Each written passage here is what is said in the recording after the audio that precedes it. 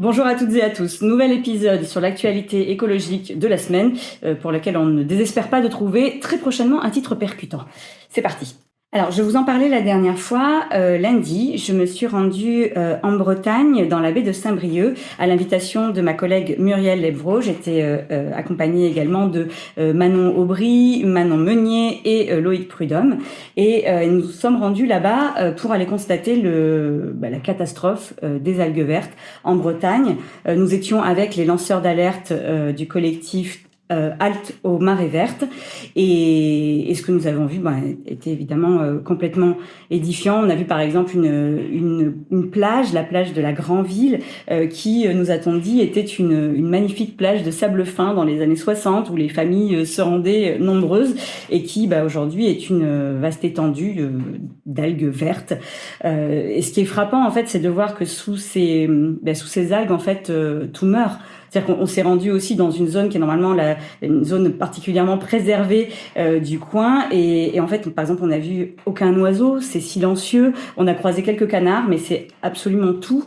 Sur la plage, les coquillages étaient tous morts. Enfin, voilà, on voit que la biodiversité est complètement détruite par ces algues vertes et pour cause en fait elle provoque ce qu'on appelle l'eutrophisation des milieux, c'est-à-dire qu'en fait comme elles pullulent, elles étouffent littéralement en fait toute la vie autour, elles asphyxient le reste de la biodiversité et en plus quand elles se décomposent, c'était très impressionnant parce qu'on nous a montré en fait le sable qui devient complètement noir en fait du fait de cette décomposition, on dirait un peu presque du goudron visqueux, c'est vraiment impressionnant. Et en fait, cette décomposition, elle provoque un gaz extrêmement dangereux qui s'appelle l'hydrogène sulfuré. Ce gaz est extrêmement toxique et même mortel. Il peut provoquer même ce qu'on appelle des bouffées asphyxiantes et littéralement vous tuer en l'espace de quelques secondes. En l'occurrence, nous étions sur le site où un jogger a été retrouvé mort en 2016 et la veille en fait de notre déplacement, un sanglier avait été retrouvé mort au même endroit et des analyses sont faites justement pour établir le lien ou non avec ce gaz mortel.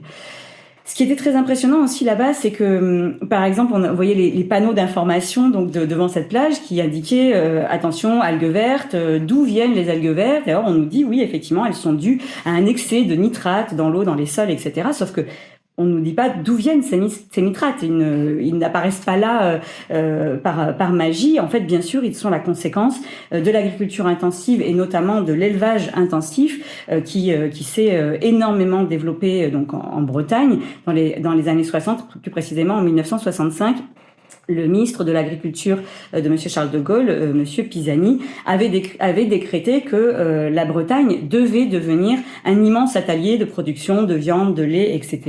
Et il y a réussi. On a subventionné massivement les agriculteurs pour qu'ils aillent s'installer là-bas en agriculture intensive et notamment en élevage intensif. Le résultat, c'est qu'aujourd'hui, il y a plus de porcs que de Bretons en Bretagne. On en est là et par exemple, pour les excréments qu'ils produisent sont finalement égal aux excréments de 60 millions d'habitants. Enfin, c'est absolument colossal. Et évidemment, c'est absolument intenable pour l'environnement. Là-bas, ce sont donc énormément d'élevages intensifs, c'est-à-dire par exemple pour les porcs, ça se traduit par des élevages sur caillebotis, c'est-à-dire sur béton. Donc c'est du béton troué, du coup pour que les excréments s'écoulent. Mais du coup, ils n'ont pas d'accès à l'extérieur, à la lumière naturelle. Les truies passent la moitié de leur vie dans des cages dans lesquelles elles peuvent même pas se retourner. Et en plus, donc, il y a ce problème donc de lisier massif qui est épandu après localement et une des conséquences, c'est donc cette épidémie d'algues vertes. Aujourd'hui, en fait, on investit simplement dans les conséquences de cet élevage industriel et intensif. La vraie mesure politique qu'il faudrait prendre, et de toute urgence, c'est de sortir de ce système d'élevage intensif, qui est donc, en l'occurrence, mortifère. Et donc c'est pour ça que nous, ce qu'on porte, c'est évidemment déjà l'arrêt des fermes-usines et la sortie de l'élevage intensif, c'est-à-dire accompagner les agriculteurs qui sont actuellement pieds et poings liés avec l'industrie, criblés de dettes, qui ne peuvent pas amorcer une transition comme ça seuls. Donc en fait, de la même manière qu'on a investi massivement pour mettre en place cette agriculture intensive donc dans les années 60, eh bien on pourrait et on doit investir massivement pour accompagner les agriculteurs vers une agriculture donc paysanne, à taille humaine, respectueuse du vivant dans son ensemble, des agriculteurs, des animaux et de l'environnement tout autour. C'est exactement ce qu'on porte et c'est une mesure qui doit être prise d'urgence pour qu'on sorte de ce système délétère. Si le sujet vous intéresse, je vous recommande chaleureusement d'aller voir le film Algues vertes de Pierre Jolivet et ou de lire la BD Algues vertes, l'histoire interdite, BD de Pierre Van Hove et Inès Leroux. Les deux, en fait, retracent l'enquête de justement Inès Leroux, qui est journaliste et qui a travaillé sur les algues vertes et qui révèle ce scandale. Vous allez voir, c'est absolument édifiant. Si la question justement de l'industrialisation, l'intensification de l'agriculture vous intéresse, et notamment le rôle majeur de la production de viande industrielle, qui est donc centrale en fait dans la question de l'intensification de l'agriculture. Si ça aussi ça vous intéresse, je vous recommande l'ouvrage de Fabrice Nicolino, Bidoche, l'industrie de la viande menace le monde. Autre sujet, vendredi dernier, tout l'arc de la Macronie jusqu'à l'extrême droite a fait adopter un amendement anti-lanceur d'alerte dans le cadre du PLF, du projet de loi de finances. De quoi il s'agit? Eh bien, en fait, c'est un amendement qui vise à élargir les infractions qui permettent de priver une association de ses avantages fiscaux. Vous savez que, par exemple, quand vous faites un don à une association, vous avez droit à une réduction fiscale de 66%, une réduction sur vos impôts. Et donc, voilà, l'idée, c'est d'interdire, du coup, qu'elle puisse bénéficier de ces avantages, ce qui veut dire, bien sûr, que ça va rendre plus difficile le fait qu'on leur fasse des dons et qu'on les soutienne. Pourquoi? En fait, c'est un amendement qui a tout simplement été dicté par la FNSEA, c'est assumé par la députée LR Véronique Louwagie. Et en fait, bien sûr, les associations qui sont ciblées sont des associations comme L214, comme Greenpeace, qui parfois donc s'introduisent dans un élevage intensif industriel pour montrer ce qui s'y passe et montrer justement les nombreuses infractions à la loi et d'une manière générale des traitements, des pratiques qui sont globalement intolérables pour la société. C'est donc en fait des lanceurs d'alerte qui font un travail d'intérêt général et qu'on essaie donc de pénaliser ici. Je vais vous lire par exemple ce qui est dit dans le préambule, dans l'exposé des motifs de cet amendement. Dit, depuis plusieurs mois, les professionnels de l'agriculture ne cessent d'alerter les pouvoirs publics et les parlementaires sur la recrudescence d'actes de malveillance envers les agriculteurs de la part d'associations activistes. En fait, bien sûr que ces actes-là ne visent pas les agriculteurs en soi, mais bien à dénoncer un système, comme je vous le disais, des pratiques et l'agrobusiness qui est derrière. Et c'est ça qu'ils ne veulent surtout pas voir arriver. C'est pour ça que la FNSEA est vent debout contre toutes ces associations qui pratiquent la désobéissance civile, les enquêtes, qui mettent au grand jour en fait toutes les incohérences et tout l'aspect insupportable de l'agriculture intensive aujourd'hui. Vous le savez, Elisabeth Borne a déclenché son 13e 49.3 sur le PLF. Donc, c'est-à-dire que vous savez le principe, c'est que du coup, on s'assoit sur ce que peut bien penser la représentation nationale, donc l'Assemblée, et hop, le texte est adopté comme ça. Le gouvernement fait son petit marché dans les amendements, il choisit ce qu'il garde, ce qu'il garde pas dans le texte. Et bon, c'est la seule bonne nouvelle de ce déni de démocratie, celui-là, le 13e, c'est qu'ils n'ont pas gardé cet amendement dans le texte qui a donc été adopté par 49.3, mais néanmoins, vu la virulence de l'amendement et la très large majorité qui le soutenait, je pense qu'il faut rester très vigilant sur cette question-là. Ça va dans le cadre de l'écoterrorisme, vilipendé par notre ministre de l'Intérieur. On voit là qu'il y a une véritable attaque envers les associations, les lanceurs d'alerte d'une manière générale, et qu'il va falloir rester très vigilant. Cette semaine, on a également appris l'abandon de la révision du règlement européen REACH. De quoi il s'agit? REACH, en fait, s'occupe d'enregistrer, d'évaluer et d'autoriser les substances chimiques dans l'Union européenne. Le premier règlement date de 2007 et là, ça fait 3 ans au moins qu'on nous annonce en permanence une révision de ce règlement qui forcément n'est plus du tout à jour, et vous savez l'importance de la pollution chimique dans nos pays. Elle devait être donc normalement imminente et là, non seulement elle n'apparaît plus dans le programme de 2024, mais en plus plus, on ne nous donne même pas d'horizon. C'est-à-dire qu'on ne sait même pas, on ne nous dit même pas, vous inquiétez pas, ce sera pour 2025, on dit rien du tout. Donc, c'est un énorme recul et un énorme échec. Et puis, on le sait, bien sûr, c'est dû aux pressions de l'industrie chimique, de l'industrie agricole. C'est reconnu par notamment le Bureau européen de l'environnement, qui est une coalition d'ONG qui a dénoncé donc justement les pressions de ces industries. Et je vous donne un exemple concret de pourquoi c'est grave. Et bien par exemple, moi toute cette année, enfin depuis mon début de mandat, j'ai pas mal travaillé sur les PFAS. Vous savez, ce sont les substances perfluorées, des composants chimiques en fait qui sont toxiques. On a reconnu qu'ils étaient par exemple perturbateurs endocriniens, qu'ils diminuaient la réponse immunitaire, qu'ils sont cancérigènes, etc., etc. Ce sont des composants qu'on trouve un peu partout parce qu'en fait ils ont des propriétés imperméabilisantes. On parle de milliers de composants chimiques là, qui sont par exemple dans certains emballages alimentaires, mais aussi dans certains vêtements imperméables. C'est ce qui était aussi par exemple dans le téflon, vous savez, qui a été interdit, c'est-à-dire le revêtement des poêles anti-adhésives, etc. Bref, on en trouve partout. Et surtout, ce sont des composés chimiques qui ne sont pas détruits dans la nature. C'est pour ça qu'on parle de polluants éternels.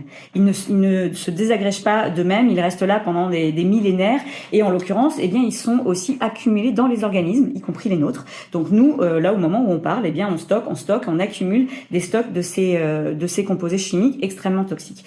Et en France, par exemple, eh bien, il n'y a aucune mesure contraignante envers l'industrie qui produit, par exemple, ces composés. Et donc, au sein de la Commission du développement durable, on a étudié cette année, enfin l'année qui vient de s'écouler, 2 propositions de loi qui visaient justement soit à interdire les emballages alimentaires comprenant certains de ces PFAS, soit à essayer de contraindre l'industrie dans ses rejets de ces PFAS dans l'environnement, parce que c'est ça qui se passe actuellement, ils sont rejetés dans les cours d'eau, etc. Et à chaque fois, qu'est-ce qu'on nous a répondu le gouvernement et les députés macronistes d'une manière générale? Bien, une chose déjà, c'est que oulala, il faut laisser du temps à la science. Attendez, est-ce qu'on est sûr que tous ces composés sont aussi toxiques? Il faudrait peut-être voir si est-ce qu'ils sont un peu toxiques, beaucoup toxiques, très toxiques. Enfin bref, il faut laisser du temps au temps et du temps à la science de faire tout un tas d'analyses. Je rappelle qu'on parle de milliers de composés chimiques, donc on imagine bien que le temps qu'on fasse toutes les analyses là qu'ils réclament, pendant ce temps-là, l'industrie continue à rejeter ces composés, continue à prospérer tranquillement, et nous on continue à les accumuler dans nos organismes. C'est valable également pour toute la biodiversité. Ce sont des composés qui se déplacent très rapidement, notamment dans l'eau. Et par exemple, on a trouvé des ours blancs, donc à l'autre bout de la planète, qui sont contaminés par ces PFAS. Bref. Et donc à chaque fois, on a essayé comme ça clairement de faire gagner du temps à l'industrie. Et l'autre chose qu'on nous a dit à chaque fois, c'est oh non mais attendez, ça sert à rien qu'on prenne nous des mesures en France. En fait, il va y avoir une révision du fameux règlement REACH. Donc on va attendre que l'Union européenne statue et des mesures très fortes, on poussera dans ce sens, blablabla. Et donc en attendant, on ne fait rien. Eh bien, nous à ce moment-là, on avait dénoncé le fait que c'était irresponsable de renvoyer justement ça à l'Europe, surtout que justement on n'était pas sûr qu'il y ait une révision si imminente que ça du règlement.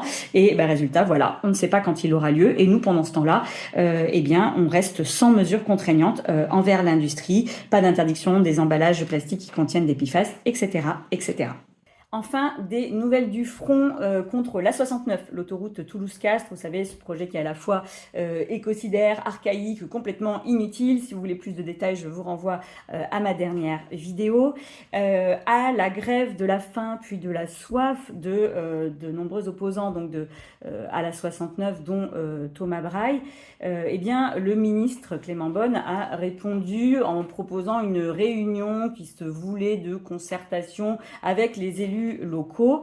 Au final, c'était quoi cette réunion? Donc c'était vendredi dernier, ça s'est tenu à Castres, et finalement donc ça a réuni uniquement donc des élus locaux qui ont été triés sur le volet, c'est-à-dire qu'ils ont choisi, alors soi-disant de se limiter aux élus qui étaient sur le tracé de l'autoroute, mais curieusement il y en a qui n'étaient pas là. Il y avait notamment des communes qui en fait sont directement impactées. Alors elles sont pas sur le tracé mais juste à côté. Par exemple, elles vont recevoir des usines à goudron, des choses comme ça. Enfin bon, elles sont clairement impactés par le projet, mais là, les représentants n'étaient pas invités, bizarrement. En ce qui me concerne, j'ai pu y assister, mais il a fallu insister lourdement pour que je sois invitée. Bref, c'était clairement une réunion pipée dès le départ, dont l'objectif était de montrer que les élus locaux sont ultra favorables à ce projet. Et malgré ça, eh bien, la voix de l'opposition s'est largement fait entendre dans le cadre de cette réunion, à tel point que le maire de Castres, par exemple, est parti fâché en disant que lui, il avait eu l'assurance que la réunion ne consisterait pas à remettre en cause l'opportunité du projet. Or, c'est exactement ce qu'on a fait, premier élément. Et deuxième élément, en réalité, donc en réponse à cette réunion où les collectifs d'ailleurs n'étaient même pas invités, enfin ils étaient reçus à part, vous voyez un peu l'ambiance concertation quoi.